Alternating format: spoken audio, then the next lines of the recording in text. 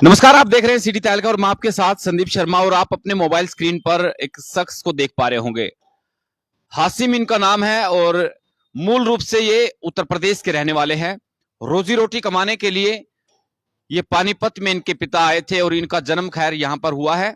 और बीती 28 तारीख को ये पैसे लेने के लिए टीडीआई सिटी की तरफ जाते हैं और लघु शंका करने के लिए जब जैसे ही ये अपने कुछ एक दो साथी के साथ वहां पर रुके और जैसे ही लघु शंका करने के बाद कुछ देर के बाद ये वापस पहुंचे तो इनकी बाइक चोरी हुई पाई गई, यानी बाइक गायब मिली। और उसके बाद में ये लगातार पुलिस प्रशासन से गुहार लगाते हुए नजर आए, धक्के खाए इन्होंने और डायल 112 पर भी पुलिस को सूचना दी।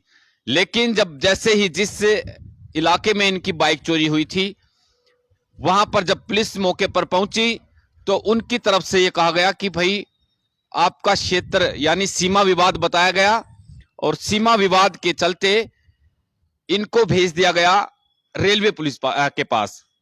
वहां पर गए तो उल्टा इनकी तरफ से कहा गया कि पुलिस वाले इनसे ही सवाल जवाब करने लगे कि भाई आप क्या करने आए थे, क्या कुछ वजह है, क्या कुछ पूरा मामला है। इनसे जानने का मैं प्रयास करूंगा। एक बार नाम बता दीजिए और कब की घटना है, कैसे ये बाइक चोरी हुई, कहां आप गए थे, क्या कुछ काम था आप लोगों को?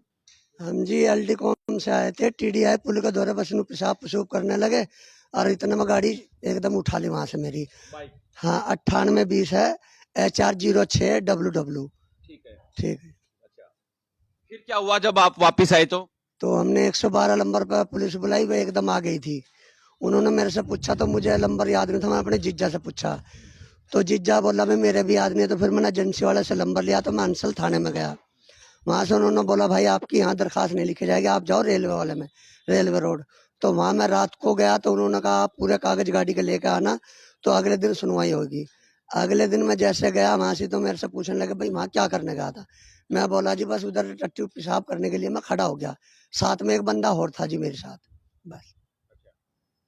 तो कोई पोल वोल का भी जिक्र कर रहे थे, खंबे है, क्या कुछ करने आए थे? आप कह रहे थे कि भाई उनकी तरफ से कहा गया कि भाई कहीं बाइक बेच तो नहीं दी?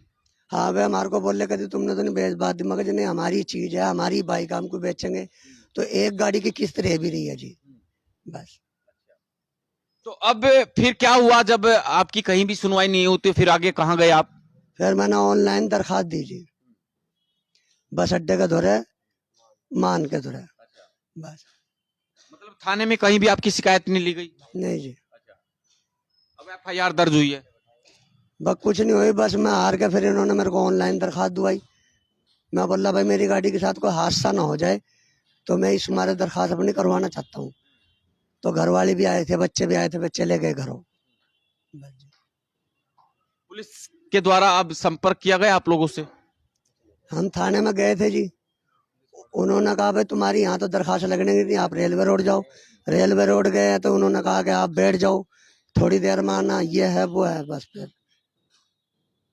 तो देखिए कि किस तरह से सेवा, सहयोग और सुरक्षा का नारा देने वाली, सुरक्षा की बात करने वाली पुलिस जो है अगर काम करती तो इनको ऑनलाइन अपनी FIR दर्ज करवाने की जरूरत ना पड़ती। और इनकी तरफ से कहा गया कि भाई मुझे बाइक से ज्यादा अपनी बाइक की परवाह कम है, लेकिन इनको ये अंदेशा है कि कहीं ना कहीं जो बाइक चोर है इनकी बाइक से कोई वारदात ना कर दे, कोई किसी तरह की घटना को अंजाम ना दे दे। तो इसलिए सुरक्षा के लिहाज से इन्होंने ऑनलाइन जो है FIR दर्ज करवाई है।